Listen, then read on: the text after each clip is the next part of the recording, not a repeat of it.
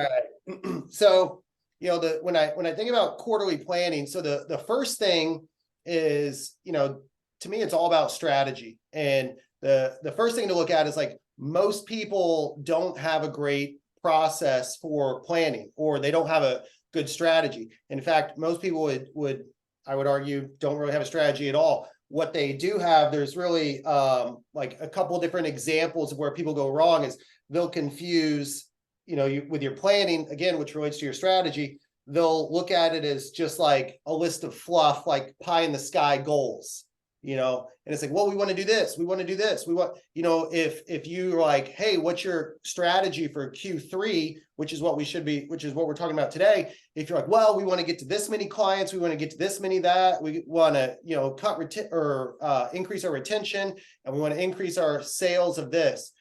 Like, that's not a strategy. Those are a bunch of goals, but that's not strategy. Like, the quarterly planning should be specific to strategy.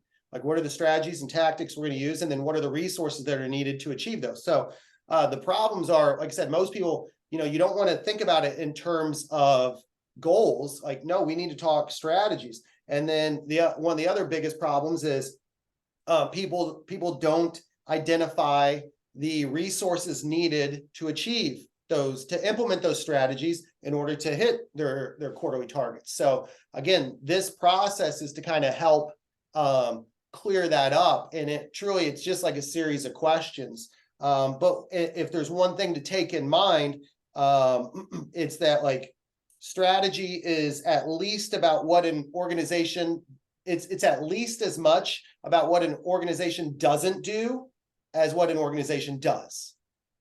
Like, to me, that's super important to get clear on. Like, you have to understand that.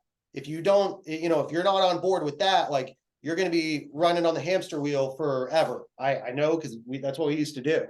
So, and it was because we had all these objectives, all these goals. We would even have some but when you start to put strategies to each one of those goals, next thing you know, you're having to do 42 things at once, which means none of them are getting done because you don't have the resources and the bandwidth and the manpower or woman power, okay, to do them. So, so the business planning framework, and I actually just did this over breakfast with my manager. So this is the exact list of like questions and things that we go over. I do it myself, but then I do it with my manager as well. And I found it super helpful in her becoming a better leader. So first thing is, we reflect back on the previous quarter. So hopefully you guys got a pen, paper, or something. We're gonna go through this quick, but at least, we'll spend like a minute on each question thinking about it, and then you can go in and fill in the gaps after the fact. But the first question, again, we're looking at the previous quarter. So looking at Q2, question number one: what are the best practices that impacted the last quarter? So what are the best practices that impacted the last quarter? All right, so we'll go 60 seconds, just spitball whatever you got. Think about, write it down.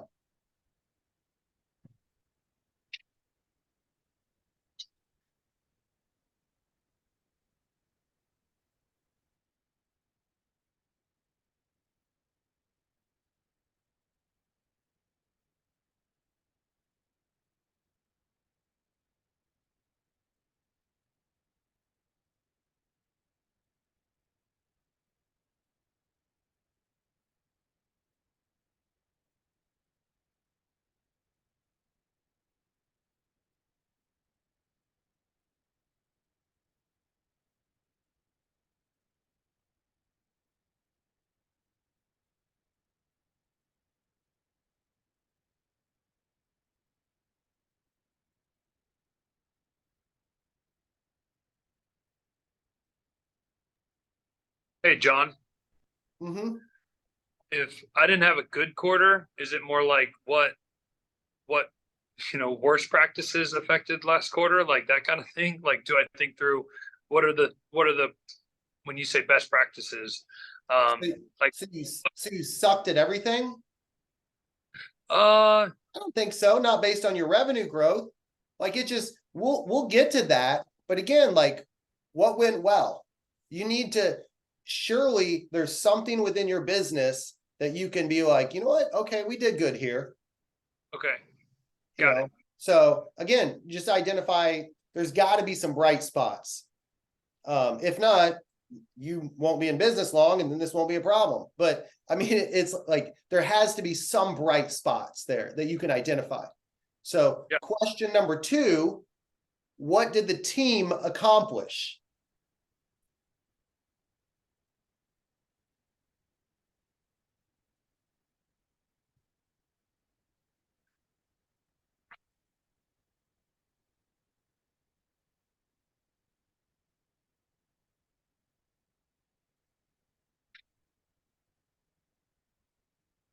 This could be one thing, 2 things, 3 things, whatever. You know, what did the team accomplish? Generally on something like this, I like 2 to 3 answers for each. Anything more than that, and it tends to get a little watered down.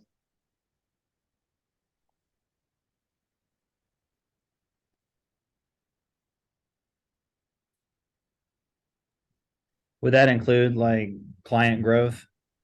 Yeah, man. You know, one of yeah, so and Cody, one of the reasons why you know, excuse the sarcasm, but like one of the reasons why I also think it's important to identify those best practices is because if you're doing this with your leadership team, and I strongly suggest doing that, if you are not, if you and them together, if you're not pointing out some wins and some things that went well, it's going to get very discouraging very quick, and they're going to be demotivated, and they're not going to like, you know, if you're like, God, we suck at everything, they're not going to want to work there very long, because that's just not, you know, it's not good if you're, you know, everything's a loss. So that's why even when things are really bad, as hard as it may be, you have to find some wins. You have to find some things that went well. Okay. So question number 3, what did the team not accomplish that we wanted to? So this is where it's like, hey, we had this objective, it didn't work out. So what did the team not accomplish that we wanted to? So yeah, 1 minute here. Hey, John, can I speak to something that you just said to Cody? Fire away. So, Cody, you know, we tend to live in a silo, right? And we're only looking at what we're doing, and as entrepreneurs, we always see things that we need to improve on. But I just want to speak some positivity into you, because you're doing a great job, man. Like, you've seen some tremendous growth. So celebrate that win, and we can always get better. But like, you're doing a good job. I appreciate that, man. All right, question number 4. What is still in progress or hasn't been started that needs to get done? What are you still working on? What's still in progress? Or what have you not done, but you know you really need to?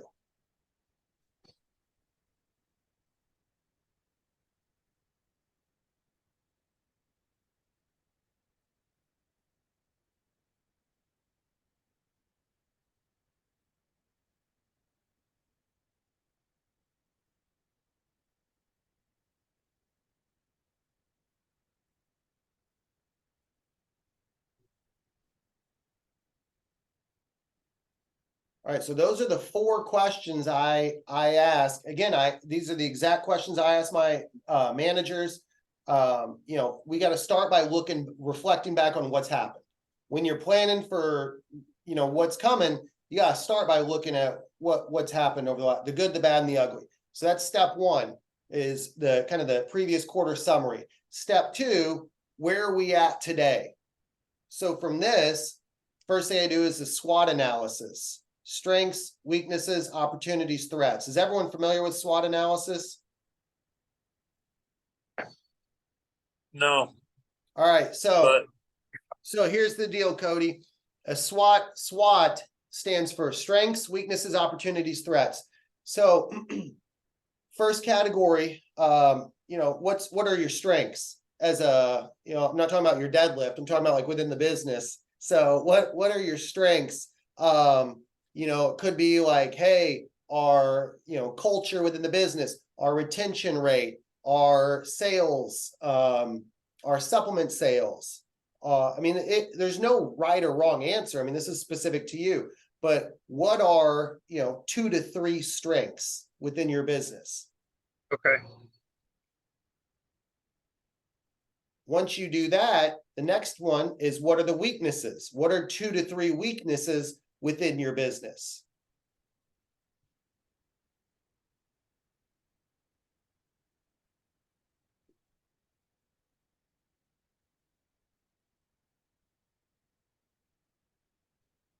What a good example. One of the weaknesses my manager shared with me today was our organization with trainers on the floor. And it's simply because we are so packed that it gets really chaotic at times. And so we got to figure out ways to communicate more effectively. Again, it's a good problem to have, but we've just gotten so busy that there's just a lot of commotion. The third one, what are the opportunities? Think of it as like, what are we not doing that we could be doing better at? So an opportunity to me is something that like we're not capitalizing on now, but if we play our cards right, it could become a strength. Like there's an opportunity to grow, to get better, anything. So, opportunities, like an opportunity for us is to better educate our clients on supplements to drive up supplement sales. We're not doing a great job of that right now.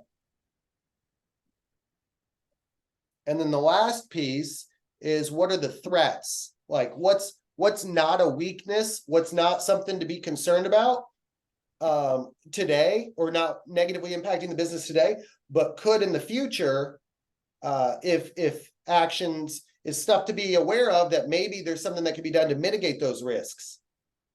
So what are the strengths, weaknesses, opportunities, meaning, what could we do to grow the business to be more successful? And then threats, what could throw us off track? At one of our gyms, like one of our biggest threats is just a lack of staff depth. We're running really lean and it makes us more profitable. However, that's a threat. If someone, hopefully not, but if someone got in a car wreck, man, we are in a bad spot.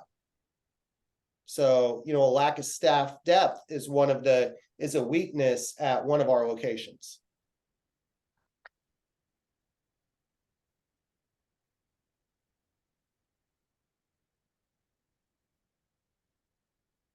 All right. So now that we have that, we kind of look for, all right, we have an idea. We did our previous quarter summary. We did our SWOT analysis. Now I'm kind of thinking about like, all right, problems to solve. All right. So what are the 1 to 3 biggest operational challenges in the business? What are the things that we need to figure out solutions for?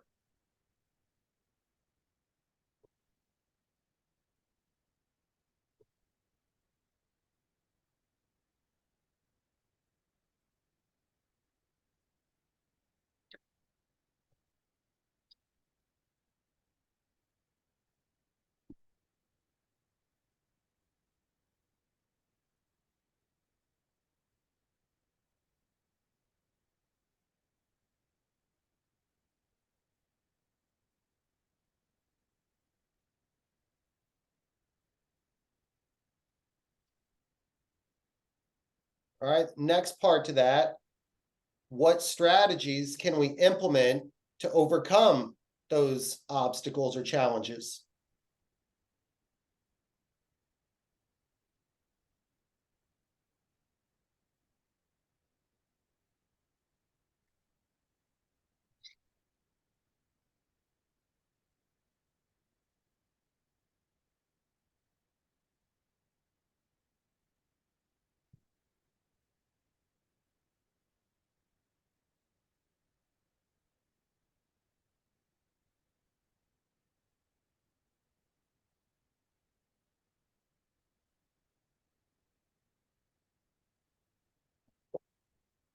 And then the last piece here, what resources are needed to overcome those obstacles or challenges? You know, resources, it could be time, it could be money, could be energy, could be focus or your attention. So what are the resources needed to overcome the obstacles?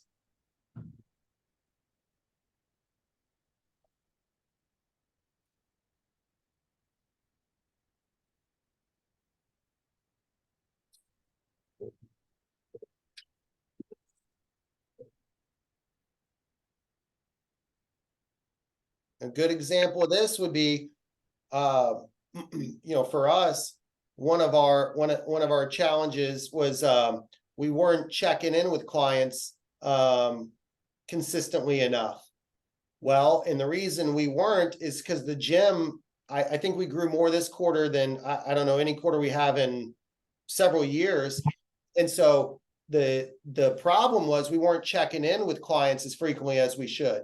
But the real problem was a lack of resources. We didn't have the bandwidth.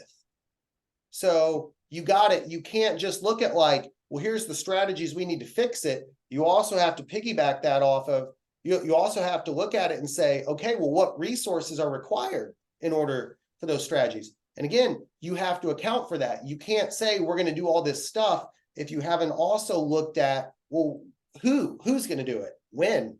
Do they have time? Do they have bandwidth? So that's, so again, those are the three questions specific to like the problems we're trying to solve. All right. From there, now it's time to talk about the upcoming quarter. All right. Again, you got to start by look at the past. Where are you at today? Now you can plan for the quarter. Most people start here without doing a lot of reflection on the past and present. And I think that leads to just like making up stuff that, may or may not make the most sense for the business. So now that you should, and obviously this generally will require a little bit more time to go and, think about these questions a little bit more.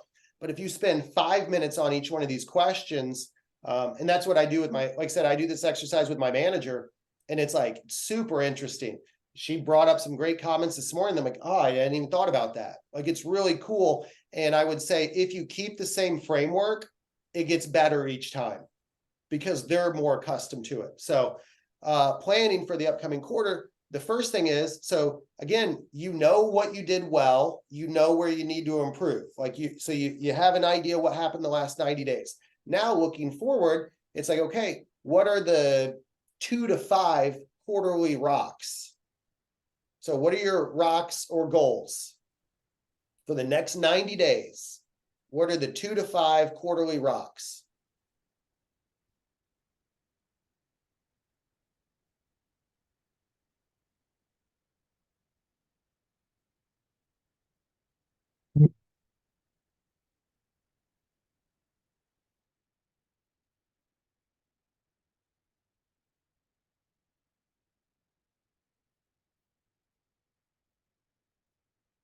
So my suggestion would be these should tie into that SWOT analysis. These should tie into the operational challenges you're facing.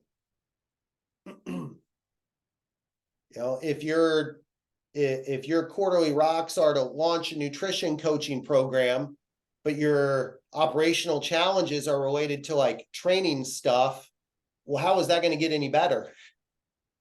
So my suggestion would be, those quarterly rocks, whatever those 2 to 5 things are, you need to, they should coincide with the current problems that you're trying to solve. If not, then you're probably not going to get any better, and we'll have the same conversation in 3 months. So again, what are the 2 to 5 quarterly rocks? Second question to that, who owns each rock? Who's responsible? And just to be clear, and this is an EOS thing, if more than one person is responsible, nobody's responsible. At the end of the day, come hell or high water, there can only be one person in charge. Who owns that rock? And it doesn't have to be you. In fact, I don't own most of the rocks in our business, but somebody has to be in charge of each one. At the end of the day, who's the decision maker? Who's the one that's driving that? And who's the one that is going to report back on that rock? That's the person that's going to say, like, hey, we're on track, or, we're off track. So somebody's got to be the adult in the room for each one of those quarterly rocks. This is also important because it helps establish and make sure. This is something I used to screw up all the time. We would make plans, and then every objective we set was either on my plate or my head trainer's plate. And the two of us were all of a sudden responsible for everything. We're stressed out of our mind, and the rest of the team's just kind of like scooting by. They're not stressed. They're like good to go. So again, you got to think about, like, what are those quarterly rocks, and then who owns each rock? I try to, again, we have 2 to 5 rocks each quarter within the business. Nobody owns more than 2. If we have 5 goals or objectives for the quarter, and to be honest, we usually have like 3. But no one owns more than 2. I think this is kind of funny, just looking at ours from last quarter. This is hilarious because we do rocks too, like we do the whole, right? So we've got 4 of them. And so funny looking at this, there are 3 out of the 4 that were completed, like full completion. And those were the ones that were like specifically to one person. The other one had like a couple. Sure. So anyway, I just think it's kind of funny looking at it. I understand, and it's 100% true. One of ours is like, hey, we need we have to have, we're up to now, we're at 200 as of today, right? 266 clients, all semi-private. That's a lot. It's the most we've ever had. Like, that is cranking. Well, we have a client check-in system. No one person can check in with 266 people. We have that responsibility divided between 3 coaches. However, at the end of the day, only one is in charge. And everyone understands, at the end of the day, this is Kelly's responsibility. She owns this. Now, 2 other coaches are involved, but if we're not executing, it's up to her to report back to me and for us to figure out why that is and how we're going to fix it. So this coincides with our weekly one-on-one meetings. One of the questions during our one-on-one meetings is like, how are we doing? Like, she has her numbers. I'm like, where are we at? How many active clients? How many cancellations? How many check-ins did we do last week? And like, again, by having that system in place and by her knowing the expectation, she just fires them off there's no like, oh, let me go look it up. It's like, no, you need to know, like, come prepared to the meeting. But again, only one person has to be responsible. You can have multiple people, working on it, but one person has to be the person in charge that's reporting back. So next question, what strategies can we implement to achieve each quarterly rock? So you've got a rock or a goal for the upcoming 90 days. Well, how are you going to achieve it? Again, a goal is not a strategy. So what are the strategies or tactics? Like, this is the actual meat and potatoes. This is the actionable stuff that you're going to do. Personally, when we do this, my managers and I will talk through it. We might come up with a list of 5 things, but then at the end of the day, we whittle it down to 2. Here are the 2. Generally, it's like for each rock, we want 2 strategies. Maybe 3, depending on the simplicity of it. Maybe 1, depending on if it's something that's more complex. Again, this is one of the biggest mistakes I think most people make, is they'll have a list of like 10 things. Again, then they don't end up doing them. So, pick, plus you want to give your team better direction. What are the 2, maybe 3 at most strategies that you're going to do to implement each rock?